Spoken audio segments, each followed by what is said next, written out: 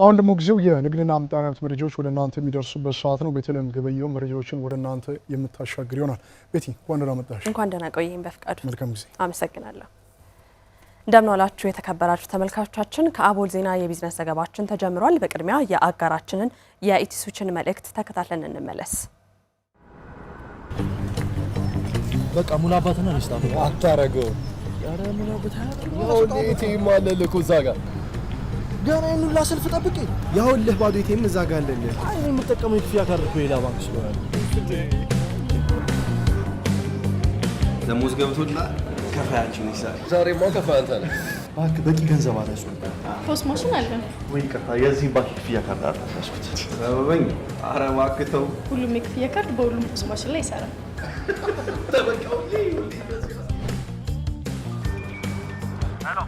መዋጮ አንስተልኝ በዛው። በእናትህ ምንም ብር የለም አሁን እጄ ላይ። እንዴ ያው እዛ ጋር እኮ ኤቲኤም። አይ የኔ ክፍያ ካርድ እኮ ግን እዛኛው ማሽን ላይ ይሰራል። ሰበቡ እሱ እኮ ድሮ ቀረ። ለካ ሁሉም የክፍያ ካርድ ሁሉም የክፍያ ማሽን ላይ ይሰራል። ታዲያስ የያዙት ካርድ ከየትኛውም ባንክ ቢሆን በሁሉም ኤቲኤም ገንዘብ ማውጣትም ሆነ በፖስ ማሽን ክፍያ መፈጸም ይቻላል። ኢቲስዊች ይህን እውን አድርጓል። ኢቲስዊች ክፍያን በቀላሉ። ኢቲስዊች የቢዝነስ ዘገባችን አጋር ስለሆነ እናመሰግናለን። ወደ ዘገባዎቹ አልፋለሁ። የናፍጣ ነዳጅ የአቅርቦት መጠንን ከዛሬ ጀምሮ ከመካከለኛው ምስራቅ ጦርነት በፊት ወደ ነበረበት እንዲመለስ መደረጉን የገንዘብ ሚኒስትሩ አህመድ ሽዴ አስታውቀዋል። የገንዘብ ሚኒስትር አህመድ ሽዴ ወቅታዊ የዓለም የነዳጅ ሁኔታን በማስመልከት ለመገናኛ ብዙሃን ማብራሪያ ሰጥተዋል። በማብራሪያቸውም ከጦርነቱ በፊት የናፍጣ ነዳጅ አቅርቦት በቀን 9 ሚሊዮን ሊትር እንደነበር አስታውሰው ከጦርነቱ በኋላ የናፍጣ አቅርቦት በግማሽ ቀንሶ አቅርቦቱ ወደ 4.5 ሚሊዮን ሊትር ዝቅ ብሎ እንደነበረም ገልጸዋል። ከዛሬ ጀምሮ በሁሉም ክልሎችና የከተማ አስተዳደሮች የናፍጣ አቅርቦት ከጦርነቱ በፊት ወደ ነበረበት በቀን 9 ሚሊዮን ሊትር እንዲመለስ መወሰኑን አስታውቀዋል።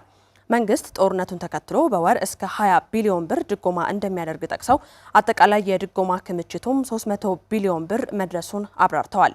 በዚህም መንግስት የእርሻ የወጭ ንግድና ሌሎች ስራዎችን ታሳቢ በማድረግ የዓለም የነዳጅ አቅርቦት በቀነሰበት ወቅት ከፍተኛ ወጪ በማድረግ አቅርቦቱን ወደ ነበረበት እንዲመለስ ማድረጉን ገልጸዋል። ዘገባው የአሚኮ ዲጂታል ነው።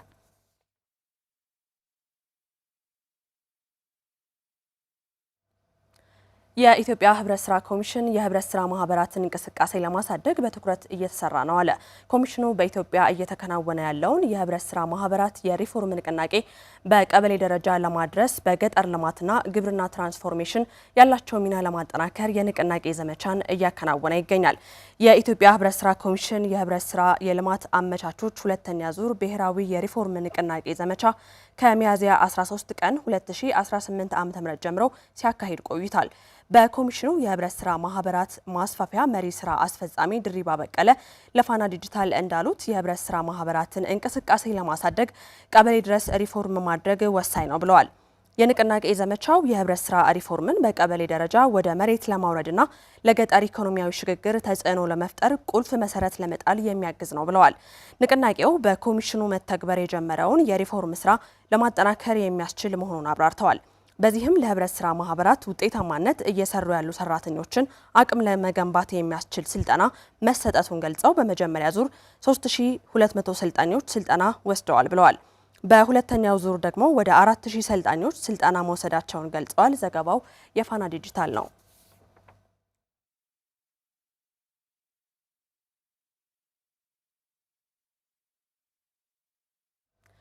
በዝርዝር ወደምንመለከተው ጉዳያችን ስናልፍ የተሰጣቸውን የዶሮ ድጋፍ በአግባቡ በመንከባከብ ውጤታማ መሆናቸውን በሰሜን ወሎ ዞን አንጎት ወረዳ ከሰቆጣ ቃል ኪዳን ፕሮጀክት ድጋፍ የተደረገላቸው እናቶች ተናገሩ። የወረዳው እንስሳትና አሳ ሀብት ልማት ጽሕፈት ቤት በበኩሉ ድጋፉን ላገኙ እናቶች የግንዛቤ ማስጨበጫ ስራ እየሰራ መሆኑን ገልጿል። መረጃውን ያደረሰን የአንጎት ወረዳ የመንግስት ኮሚኒኬሽን ነው። ደረጃ የደረበው ደግሞ እንደሚከተለው ያቀርበዋል።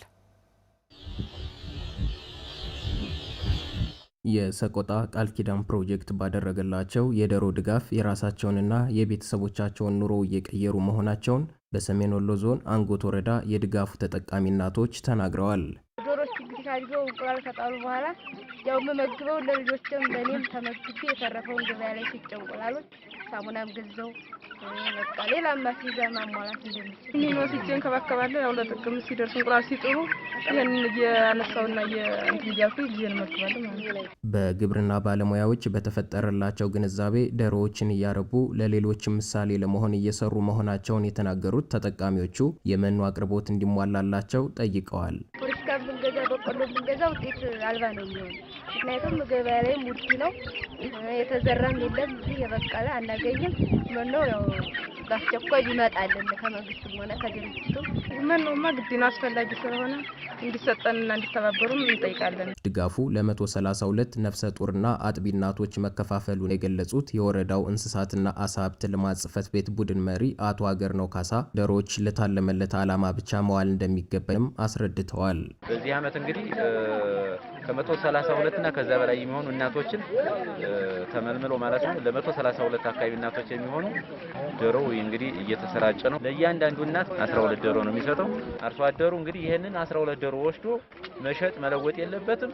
ሰው በተባለው አግባብ ማለት ነው እንቁላል አስጥሎ ልጁን መመገብ አለበት። ድጋፉ ለተደረገላቸው እናቶች የግንዛቤ ፈጠራ ስራ እየተሰራ ነው ያሉት ቡድን መሪው የዶሮዎችን ጤንነት ለመጠበቅ ክትባት እንዲወስዱ መደረጉንም አክለዋል። መኖ ለማቅረብ መዘጋጀታቸውንም ቡድን መሪው ገልጸዋል። ከተመለመሉ ጀምሮ ሁሉም እናቶች ማለት ነው የዶሮ ቤት ማለት ነው ቴክኒካል ያለው ነገር የሙያ በቀበሌ ባለሙያም በወረዳ ባለሙያ ምገዛ ቴክኒካል የሆነ ስልጠና አጭር ስልጠና ተሰጥቷቸዋል። የዶሮ ቤቱን አሁን አብዛኛው ክሮስ ቼክ ተደርጓል። ዶሮ ቤት የሰሩበት ቀጣይ ደግሞ ማለት ነው እነዚህ ዶሮዎች 42ኛ የመጨረሻ እና የ56ኛ ቀን ክትባት ተሰጥቷቸዋል። ዶሮዎች ግን ያሉበት ነባራዊ ሁኔታ በየቀኑ እንገመግማለን፣ እናያለን። መኖ ምናምን ነገር ከዶሮቹ ነው ቀድሞ መሰራጨት ያለበት። ስለዚህ መኖም አለ ይሰጣቸዋል እያንዳንዳቸው። የተደረገላቸውን ድጋፍ ወደ ውጤት በመቀየር ለሌሎች እናቶች ምሳሌ መሆን እንደሚገባቸውም አቶ ሀገርነው መልእክታቸውን አስተላልፈዋል።